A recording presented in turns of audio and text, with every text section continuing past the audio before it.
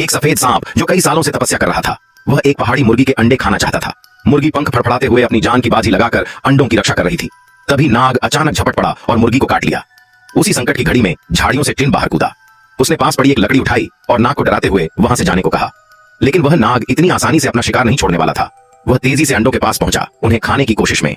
मुर्गी मां ने बहुत जोर से और दुख भरी आवाज में चिल्लाया, जिसे सुनकर डरपोक टिन के माथे पर पसीना छलकाया। उसने आंखें बंद की और गुस्से में चिल्लाते हुए लकड़ी से नाग पर वार कर दिया।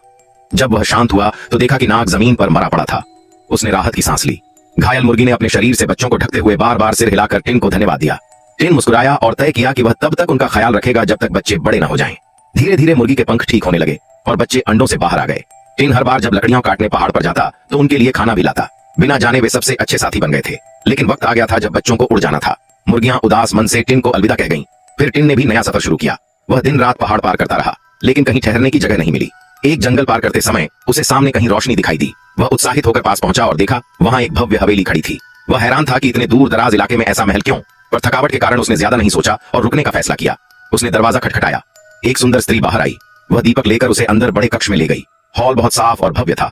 कुछ ही देर में महिला स्वादिष्ट भोजन ले आई। टिन दिन भर भूखा था। वह तुरंत खाने में जुट गया। खाने के बाद जैसे ही वह आराम करने गया, महिला ने उसे एक प्याला शराब भी दिया। टिन शराब पीते हुए उस महिला से उसकी कहानी पूछने लगा। महिला ने कहा कि वह अपने पति के लौटने का इंतजार कर रही थी, लेकिन वह कभी नहीं लौटा और अब वह व्यक्ति वापस आ गया है। टिन को आश्चर्य हुआ, कहां है वह व्यक्ति? मैंने तो किसी को नहीं देखा। महिला ने उसकी ओर इशारा करते हुए कहा, जिसका इंतजार था वो तुम ही हो। पल भर में वह महिला एक भयानक नागिन बन गई। फिर वह एक सफेद भूत जैसे प्राणी में बदल गई। उसने टिन को पकड़ लिया और कहा, अब मैं अपने पति की मौत का बदला ले सकती हूँ। अगर उस दिन टिन ने उस पर हमला नहीं किया होता तो वो दोनों मिलकर स्वर्ग में रहने वाले नाग बन सकते थे।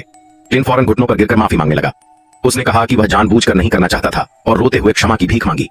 उसके आंसू देखकर भूतनी थोड़ी नरम पड़ गई। वह कुछ सोचने लगी। फिर उसने टिन को एक असंभव काम सौंपा। उसने कहा कि जंगल के बाहर एक मंदिर है। अगर सूरज उगने से पहले वहां से घंटी की आवाज आ गई तो वह उसे छोड़ देगी। टिन का सिर नीचे झुक गया। वह मंदिर सालों से वीरान पड़ा था। वहां कोई नहीं जाता था और बिना वजह घंटा बजने का सवाल ही नहीं था। सूरज उगने लगा और कोई घंटी नहीं बजी। भूतनी सामने आई और अपना असली रूप दिखाकर बोली, अब मरने को तैयार हो जाओ। लेकिन तभी दूर से घंटी की आवाज आई, गूंजती हुई, भारी और सीधे दिल में उतरने वाली। टिन रोते हुए भगवान को धन्यवाद कहने लगा। भूतनी ने कहा, यह ईश्वर की इच्छा है, और उसे छोड़ दिया। उसी क्षण वह भव्य हवेली गायब हो गई। टिन अकेला जंगल में बैठा रहा। यह सपना था या सच्चाई तय नहीं कर पा रहा था। उसने सच जानने के लिए फिर से उस मंदिर का रुख किया। मंदिर सुनसान था, लेकिन जैसे ही वह ऊपर पहुंचा उसने देखा घंटे पर खून के निशान थे और नीचे पड़ी थी एक पहाड़ी मुर्गी, वही जिसे उसने कभी बचाया था। उसने जान की कीमत पर घंटा बजाया था ताकि टिन की जान बच सके। टिन भावुक हो गया। वह उसे दफनाने की जगह ढूंढने लगा। वह चाहता था कि उसका आत्मा स्वर्ग में जाए। तभी आकाश से एक दिव्य प्रकाश किरण आई जो सीधे मुर्गी पर पड़ी और वह प्रकाश के साथ ऊपर उड़ गई स्वर्ग की ओर। उस दिन के बाद से टिन ने कभी किसी को चोट नहीं पहुंचाई। वह एक दयालु और अच्छा इंसान बन गया।